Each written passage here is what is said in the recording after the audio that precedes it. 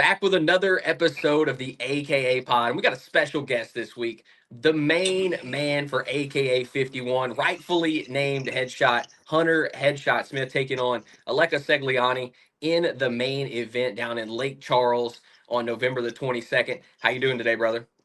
I'm doing good, man. I'm blessed. I'm blessed. Love to hear that. Love to hear that. And obviously, Lake Charles knows who you are. You're the man down there. Tell the people that maybe don't know you, where you're from, how you got into mixed martial arts. Uh, Man, I got into mixed martial arts around. I mean, I had all since high school. I'd always been into it. I was training on the side of football throughout high school, and after I graduated, I kind of got distant from it. I trained for about 2 years, my junior and senior year. Graduated, got away from it, got a job. Uh, was working as an electrician, man, and just wasn't doing it for me. I just wasn't happy in my life. I was not in a good spot. So, I'd always craved competition, and I always, wanted to compete. So I did remember, all the fun that I'd had training. I knew football was over for me. And I had remembered all the training, and I remember how much I enjoyed it. And so I gave it a try around COVID. I had nothing else to do. Everybody was either working, locked down. So I started training and getting my weight down, man. I got up to 240 pounds after high school, man. Damn. 236 to be exact is the heaviest I'd ever gotten. But, yeah, man. So once I started losing weight, I stuck to a diet. I started training. I felt MMA was the only thing that I could stay motivated to lose weight for. And once I lost all the weight, got down to 190, man, I don't know.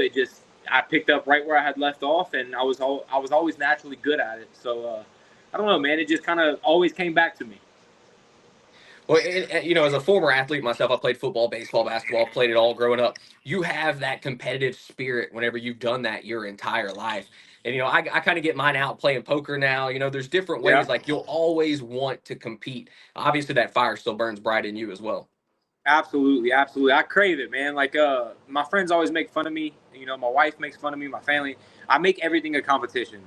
It's everything that with me is score based. I keep score with everything. And we play until the score's over, like my daughter's 3 years old and she's compete with me in everything I'm doing now because she's starting to pick up on her daddy. So just competition driven, man. It really motivates me. Yeah, I'm definitely the same way, and I think all athletes have that fire for sure. Um, Obviously, you're from Lake Charles. You're born there. I know that's got to mean a lot to you to fight in front of your fans in Lake Charles. What does that mean for you to do it in Lake Charles on such a big stage against a legitimate opponent? Man, it's cool, man. It's I don't know. I feel like all the hard work I'm doing and all the focus I'm putting into my training and being deliberate and intentional during it. I feel like I'm kind of letting it pass me by as far as like soaking in what this moment means. It always means more to me when it's over. I think I get really emotional because it all kind of hits me. What just took place? What just happened in front of who? On the scale that it was on. That always hits me afterwards. Um, Man, I'm so locked in right now that it's just another day for me. Like this is the life that I chose to live, man. I'm addicted to it. I'm in love with it. I tell everybody who asks me, I'm in love with this life, and I have no time to slow down and think about things right now. But like I said, it'll all hit me after the fight, and that'll probably be the best time to ask me if you want an emotional, answer for it. But I'm blessed, man. I'm stoked to be able to fight in front of my hometown. I mean, I get it brings the best out of me for sure. Well, we're stoked to see you. I mean, every time we've had you, you have certainly put on a show. Let's kind of talk about your career real quick. You started back in 2021, ran through the amateur ranks. You've got a 6-1 record now as a professional. How are you viewing your career at the moment? Man, I'm right there. Yep. I feel like I'm putting it all together at the perfect time. Like I often say, like this game's all about not just the striking, not just the grappling, but it's the blending. The in between of this game is the dirty, the trenches. That's where fights are won and that's where fights are lost, especially at the highest level when everybody's good at everything. It's won in those trenches. And myself at 6-1 right now, man, I'm asking for harder competition because I truly feel like in those trenches I'm winning all my battles in training that I need to win. Obviously I'm not trying to win every round. I'm being intentional with what I'm trying to learn and what I'm trying to get across and drill. But but yeah, man, I feel great about where I'm at. I feel great about where I'm at with my skills and my career. I feel like I'm one or two big wins away. Sagliani could be the win that I need. So Mhm. I'm taking this fight very, very, very serious. Well, speaking of that, I was the one that originally found Aleko Sagliani for you. And Awesome, man. Thank you. looking at him, here's the thing. I wouldn't have given you that fight if I didn't think you were ready in this spot. Yeah. Because like, brother, you've been putting on a show. We can see your talent. I Yeah. mean, it's very obvious how good you are, and I legitimately think you're a great UFC prospect. This is a Yeah. huge fight. I mean, this is, in my personal opinion, one of the bigger fights we've had recently at AKA. How are do you feel like this is one of the ones that could be that big that stepping off point, that shot into the next stratosphere? Absolutely, man. Every opponent I face from here on out, I said this after, I actually said it right after I lost to Elliott. Mm. Like every opponent has to be a stepping stone at that point. Yeah, And I have two really good wins under my belt in a row after, last year. And I feel like I'm moving, great right now. I feel like I'm ready for the test. I appreciate you for getting this opponent because I feel like I'm truly ready for something like this. He comes from a very highly touted gym with, mhm. a lot of good athletes training with him. But that doesn't, I have a lot of good guys that train with me, and some of them are going to be fighting on this card. So I'm not worried. We both have the means, we both have the tools. I'm just confident that I know how to get the job done a little better. And that goes for anybody, that just doesn't, I'm focused on Aleko right now, and I want to go get this win, and he's the only thing on my mind. But going forward, going back to the question on where I'm at in my career, I'm ready for all these guys. I think no test is too big of a test for me right now. Well, I certainly think you're ready as well, and I couldn't tell you how excited I am for this one. This is a big fight, and speaking more So, on him, for those that don't know, he's from Syndicate out in Las Vegas. They have a bunch of legitimate pros out there. I mean, Merab Davalishvili is one of his friends and training partners. Um, it's a legitimate test for you in this yeah, spot. What's the mindset going into this one? man.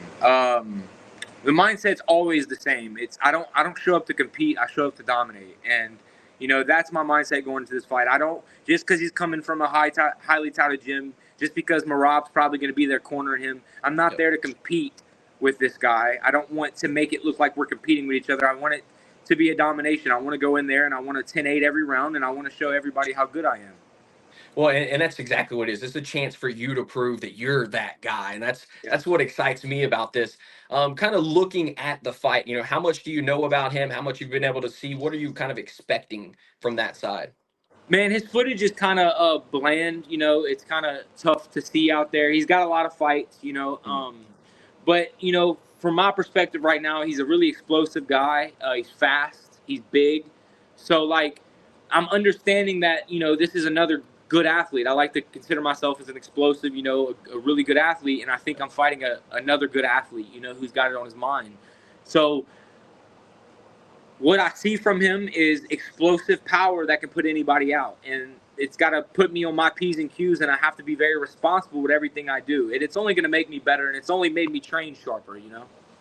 Well, you've got that explosive power as well, and we've seen that on display. I mean, I think this is going to be just a banger of a fight. Let's go. In some ways, you'll kind of have a similar skill set. You both have that explosive power. Like it could, one punch could absolutely change this fight.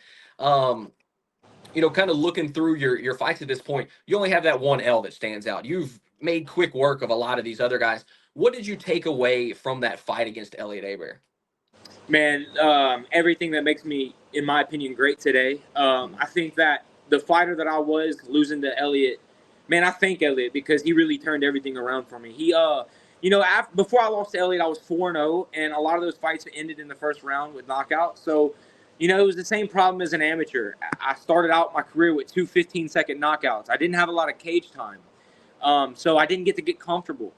Before I fought Elliot, that was a step up for me. The four guys before me weren't on Elliot's level, so Elliot was the step up. And I didn't approach it right. I didn't know how to approach it right. I didn't understand the template. I probably was a little stubborn and didn't listen to some high level teammates and coaches that I have that were telling me what to do through it.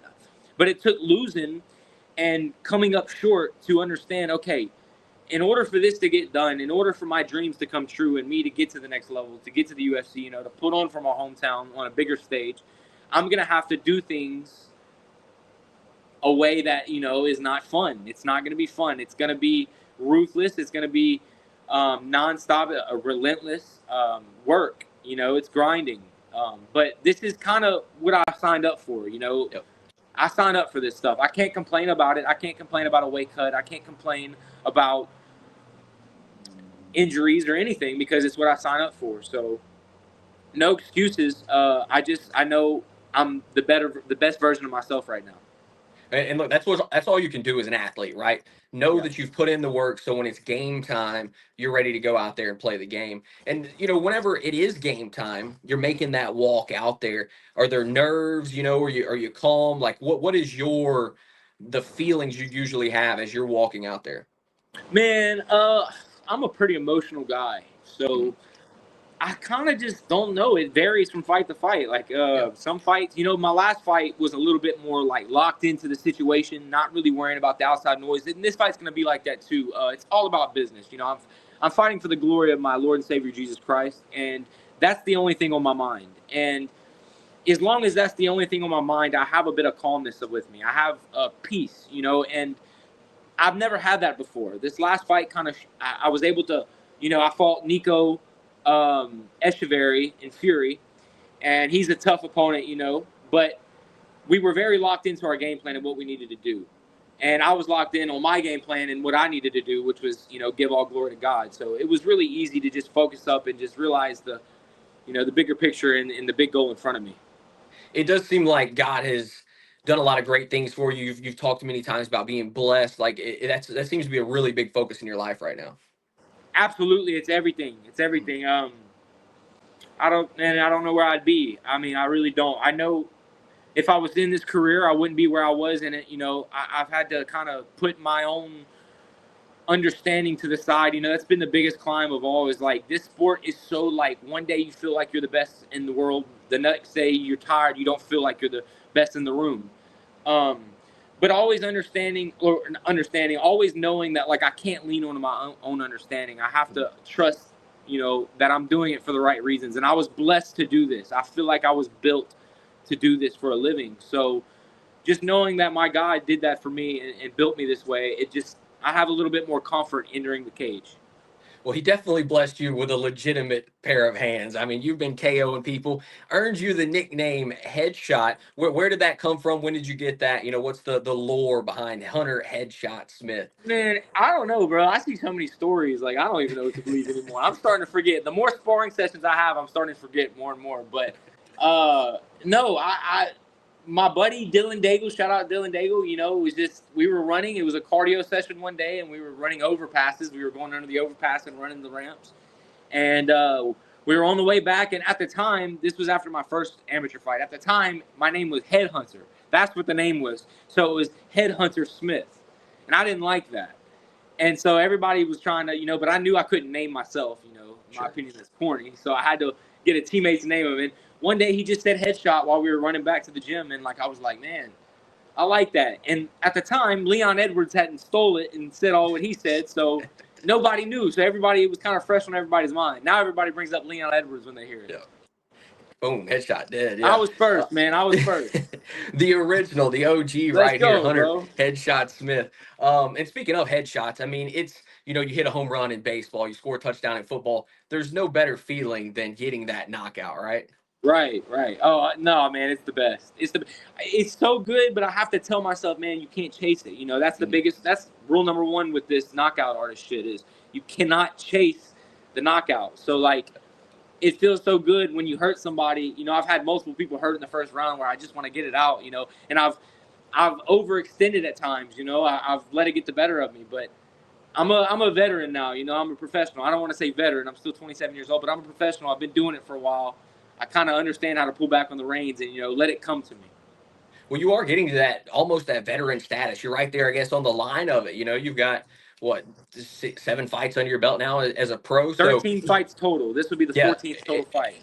and you ran stuff in amateurs. You've done the same thing now as a professional. What do you feel like has been the greatest evolution of your game? The greatest evolution of my game is my ground game, and I'm waiting for the guy to try that. It's been since Elliott, since been able to show it, but I'm waiting on the moment. Like I'm a grappler. I'm a bona fide let's grapple. That's how I am. If you want to grapple, we can grapple. If If you want to box, we can box. If you want to kickbox, we can kickbox. It's whatever you want to do. I want to beat you at that. So, man, the biggest growth has just been. Sorry, this is my daughter. She's painted her face. Welcome to the AKAPod. But yeah, I think biggest evolution has just been like I said earlier in the show, the trenches. Blending everything. That's my biggest evolution right now. And going back to the fight against Aleka here, good chance you have to go into the trenches. What are you expecting from, I guess, him, the fight? Where do you think this goes, if anywhere? I don't know. I don't want to try to predict it because I want to be able to be open-minded and I'm just being honest. I want to be open-minded to whatever he wants to do. I'm going to invite it. If he wants to shoot in 20 seconds, get ready to grapple for 15 minutes. If he wants to strike, I might switch up and grapple. I don't know yet. I might sit there and try to box and try to chase that knockout feeling you were talking about. I don't know yet, man. I'm blessed to be at the point of my career where it's whatever. Yeah.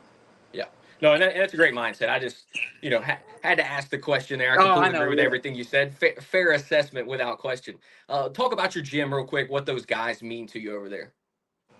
Oh, man. Three Brothers Jiu-Jitsu and Performance Evolution, Walter Monso in Lafayette. These guys mean everything to me, and I'm a product of them. Everything, all the hard work they put into me, it shows. Because I wouldn't be here without any of the wisdom that they've given me, any of my teammates' looks. I wouldn't be here without any of that. So, shout out Coach Brian East, Coach Nick Schwann, Coach Brian Hanchy, Coach Josh Quayhagen, and Walter Monso. I love you guys. Without you guys, I wouldn't be here.